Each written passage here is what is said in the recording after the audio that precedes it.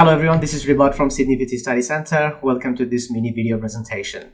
My today's objective is to kind of demonstrate in a study cycle that I keep advising to my students to build their vocabularies. I understand sometimes you do not have enough time to go through skill building exercise in PTE, but PTE is not necessarily always tips and tricks and strategies, but you can build your vocabularies or skills with strategies. So one of the key skill building exercises that you have to go through is vocabulary building, especially for your reading fill in the blanks. But those vocabulary buildings also comes into handy when you're doing your read aloud or repeat sentence or retell lecture, whatnot. So in the next 5 or 10 minutes, or as long as it takes, what I would like you to pay attention to is the steps that I'm taking you through to build your vocabularies mainly targeted towards PTE. So in this first screen, what you can see is a bunch of fill in the blanks passages. So this is newly added, so I'm just going to start the journey from here. As you can see, the yellow bits are the words that usually comes in the exam with a blank. Now, we're not going to always focus on those ones. We would like to develop everything from this particular text as far as PTE preparation is concerned. So whenever I'm coming across this type of text, the very first thing that I can practice is my read aloud. So if you're studying your study cycle in the morning or in the evening with this particular text, what you can do is just simply read aloud first. So, for example, I will do it now. Attempts to apply psychological theories to education can falter on the translation of the theory into educational practice. Often, this translation is not clear. Therefore, when a program doesn't succeed, it is not clear whether the lack of success was due to inadequacy of the theory of inadequacy of the implementation of the theory. A set of basic principles for translating a theory into practice can help clarify just what an educational implementation should and should not look like. This article presents 12 principles for translating a hierarchic theory of successful intelligence into educational practice. Now, one word that I came across which was a bit troublesome for me was inadequacy. Probably I'm not quite on the money with the pronunciation of that word and a couple of other words that I do not know. So I'll start the journey with the word inadequacy. So what I'll do first of all is I'll probably go to Google and type in Cambridge Dictionary, which is my go-to dictionary to learn new words. So as soon as you go to the dictionary, you can type that word. Now, as you can notice, I'm not actually looking at that word while I'm typing it. I'm just going to try to guess what could be the spelling of that word. In turn, it helps me with my spelling. So I believe it is inadequacy. Okay, it's A. Cool. There you go. Now, the first thing I would like to do, if I know how to read the transcription of that word or the phonetic chart or the IPA symbolism of that word, I'll try to read that. If I'm not able to do that, I'm just going to listen and try to repeat. So when I look at this transcription, I know the pronunciation of that word would be inadequacy, inadequacy, inadequacy. So I'll try to fix it as much as I can. Then I'll probably quickly listen to it. Inadequacy, inadequacy, inadequacy, inadequacy. So what I just did there was I listened to two versions of it. One was UK, another one was USA. So after that, if I just try to listen and repeat, hopefully it will be a bit better than what it already was. inadequacy, Inadequacy, inadequacy, inadequacy, inadequacy, Inadequacy. inadequacy. Okay, so now I know this word a bit better in terms of my listening and speaking, so hopefully this will be a bit better in my read aloud. As I can see that the stress of that word is on inadequacy, inadequacy. So it sounds a bit more like the way it should pronounce. Now comes the meaning of the word. So whenever I come across a new word that I do not know the meaning of, what I do is I try to go to the dictionary, take the meaning of that, and I put it on a vocabulary bank, as you can see it right now, right? So this is a word in my bank that I need to come back to and have a revision whenever I need to.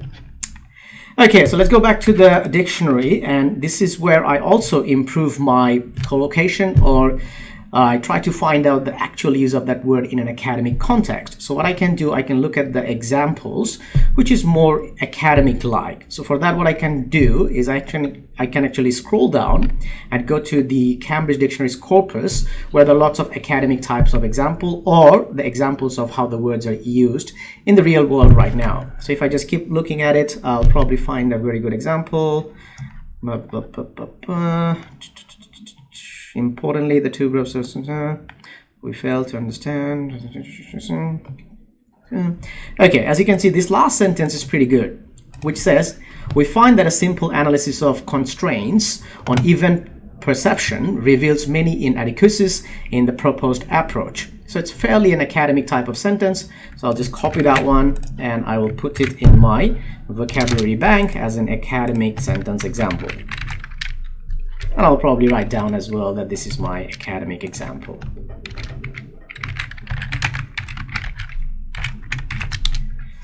Perfect. Okay, cool. So you can go through, and if you want, you can try to gather more examples like that. Sometimes what I try to do is also look for collocative type of vocabularies as well. So for example, in this one, it says possible inadequacies in individual studies may undermine any evidence of effectiveness. So this example is probably a good one to copy.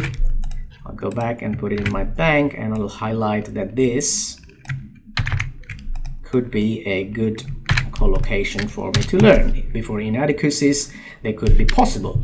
Okay, so the next thing I would like to do with this type of words is really try to listen to these words in real life, real scenario. How does this one sound when a native speaker is using that word within that context? So for that, what we can do, we can go to YouTube, right? So as you can see, I'm just going to the YouTube right now, and I'll probably type in that word inadequacy. And then if I go to filter and I go less than 4 minutes and I look at the videos and see which one interests me. This one is what to do when you feel inadequate. Let's see what does this one has to say. Okay, as you can see, this person is going to talk now, but as my concern is inadequacies, what I'll do, if you look at this button here, if you click on it, it says open transcript. So once I click on that, you'll see the transcript is on the right hand side. I can also turn on the closed caption. Okay, then I just go there and I keep looking at the word inadequacies and where it's being used. So let's say this example at 32 seconds. If I click on it, it'll actually play from there. Bad as clarity provoked. We're talking about inadequacy, bad as clarity provoked. We're talking about inadequacy, bad as clarity provoked. We're talking about inadequacy, bad as clarity provoked. So as you can see, I just heard that word in a real life situation from a native speaker probably. I can listen to the other version of that as well. And when I say inadequate, what I'm really talking about... Inadequate. And when I say inadequate, what I'm really talking about is anything you've experienced that has made you feel less than, made you feel like you're not worthy, like you're low, not good enough. I want you to know that the key to handling any emotion, is knowing how to use it. You see, nothing controls you. Okay, as you can see, just I went through a quick journey of really knowing that word and what it means from YouTube, from a native speaker. So in turn, what I have done, I've seen that word. I've learned the many variation of it by listening to the UK and a US version from the computer itself, then a native speaker. Now, if I really want to know a bit more about that word, what I can do next is I can go back to Google again, type that word again as a practice typing.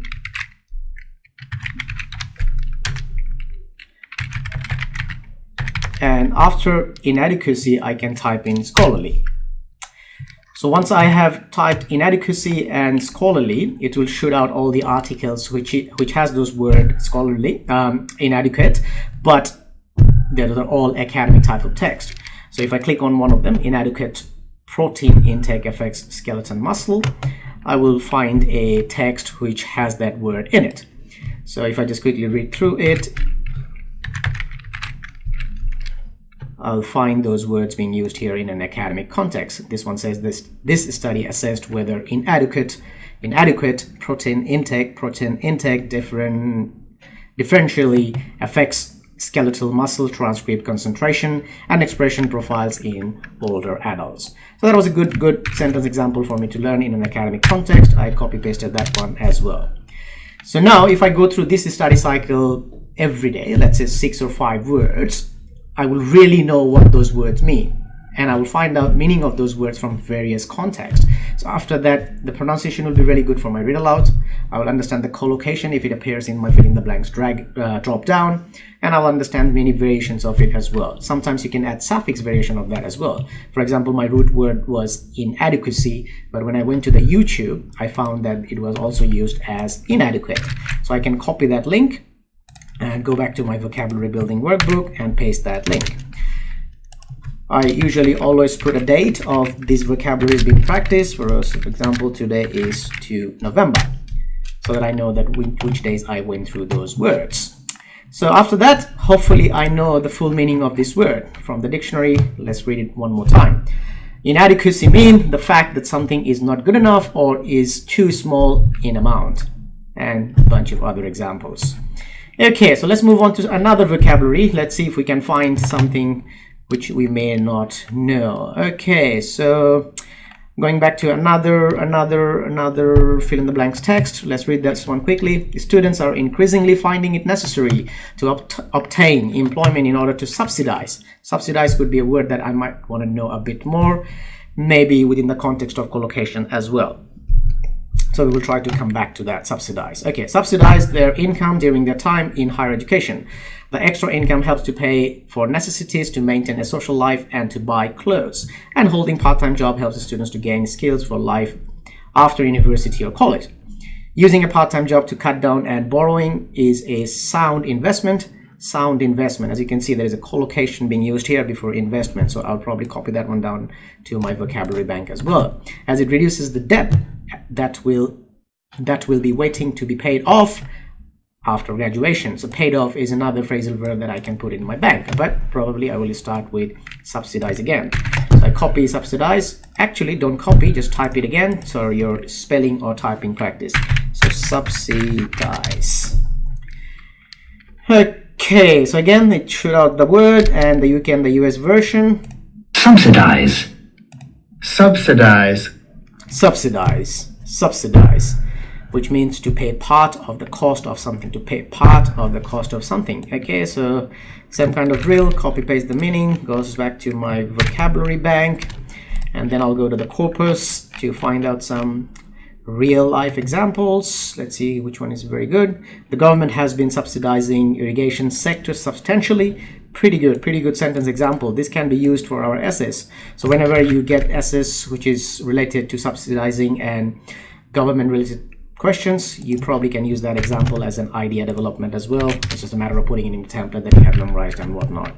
So the government has been subsidizing the irrigation sector substantially. So what it means, that government is being paying part of the irrigation sector. Cool, that's good, that's good. Okay, now let's see if I can find another example. Historical, let's see, towards the end. Such a disparity practically amounts to subsidizing some crops or taxing others and distorts the input and output decision of farmers. That's also pretty good. Let's copy that one as well. Maybe I can use that one in later. Okay, now I will probably look for something which is a collocative type words. Collocation. Okay, this one is pretty good. Private financing of healthcare is therefore either heavily subsidized or supplemented with governmental resources. So heavily will be my collocation. So copy that sentence as well. Goes back to my bank, and I will highlight that one. So in future, if that one comes in my fill in the blanks drop down as a collocation, I will choose heavily rather than anything else. Okay, let's go to Google Scholarly very quickly before we go to YouTube again. So the word was subsidize. Let's add Scholarly. Sometimes Google sends you the transcription as well, which you can listen to. Subsidize. It's a bit simpler than the Cambridge Dictionary, but I would still advise you to learn it from Cambridge Dictionary. Subsidize. Scholarly. Let's see if I can find something good. The questionable case for subsidies regulation. Subsidies. Okay, cool. So this is Oxford Journal, and I've just found a different suffix variation of that word subsidize. So subsidies probably will be a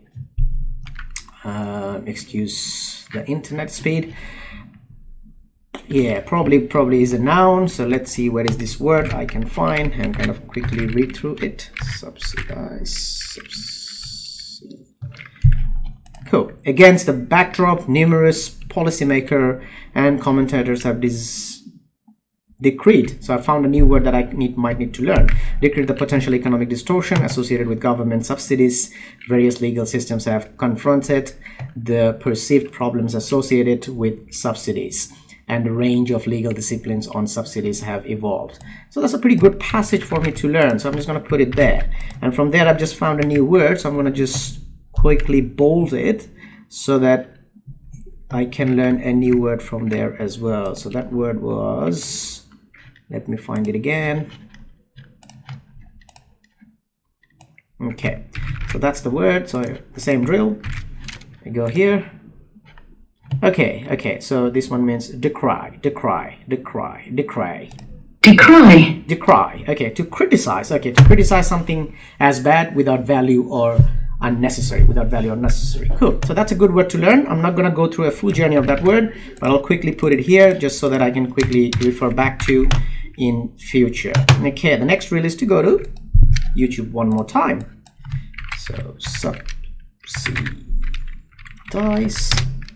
Let's. If solar is has become as viable as you can see, all of a sudden you came across a the audio which is very similar to the retail lectures that you usually get. So this will probably be a very good practice for your retail lecture. So this is only 1.5 minutes. So I'll just play that out and we'll try to listen for that word subsidy or subsidize. And yeah, just listen to those speakers. These are all, as you can see, they're native speakers and influential people. So let's listen to them. Did the solar community jump up and down for joy when the investment tax credit was renewed? Why then does the world need any subsidy, or the United States particularly? Any subsidy. So subsidy is being used here as a noun. Important question. The reason why is because right now we are actually in a world of oversupply. And so we are facing tremendous loss of money for manufacturers who are actually trying to keep up.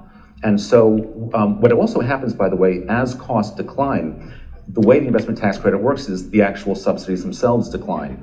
And so they're effectively self-liquidating, and they are going to liquidate over time. What we're getting with the extension of the subsidy is an extension of a subsidy. Extension of a subsidy is another type of phrase that you just can think of to memorize in your brain. Of growth of solar. Solar will grow by itself without subsidies. It simply grows more. So as a policy matter, as a social matter, if you want more solar, by providing that capital subsidy in the form of an investment tax credit, you're simply stimulating more demand for the product. You're able to sell it. But were there no tax credit, your proposition is that solar installations would grow organically just at a lower rate. In the United States, they would first decline and then they would increase again. Around the world, there are many places where you have no subsidies, where the economics of solar survive without any consideration of subsidy whatsoever.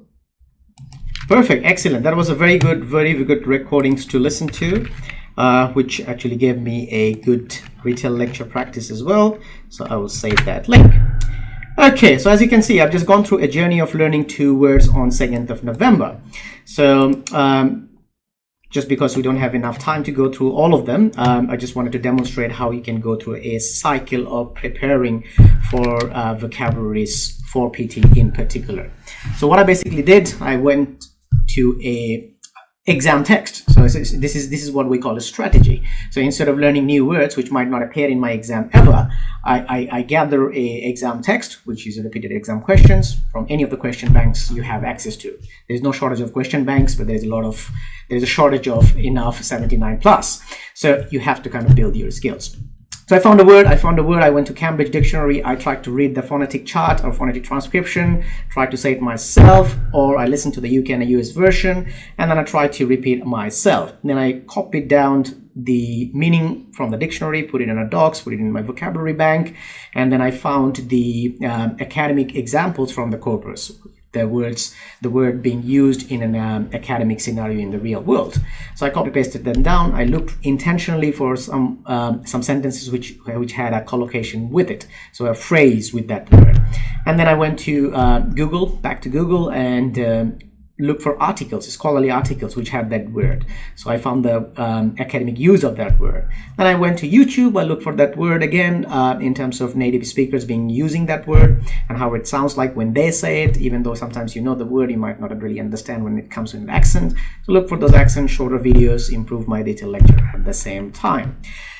Then the journey is done. So let's say you go through this cycle every day for half an hour to 45 minutes, maybe 5 to 6 vocabularies. Just imagine if you do this one for the next 6 weeks. So 6 weeks, 21 days. So even if you learn 5 words like that, 100 words in 100 words in 20 days. So what will happen in that 20 days, that 100 words that you've just learned, you've learned it in a variety of scenarios, and you've really improved your PTE preparation that way. It might be really helpful for your PTE, but actually you're actually building your skills for your future English use. So I would really urge all of my students and all the other students who are trying to prepare for PTE to go through this study cycle, go through the video that I have done, replay again, and do this cycle every day, every single day. And trust me, without some magic or tricks and strategies, you can really prepare for a PT by yourself and get your desired score within the next attempt. So hopefully this video was helpful. Just tried to demonstrate as much as I could have. If you have any questions, please feel free to ask in the comment section or just give us a call. This video was a effective study plan given by PTE Study Center. This is Ribat signing off.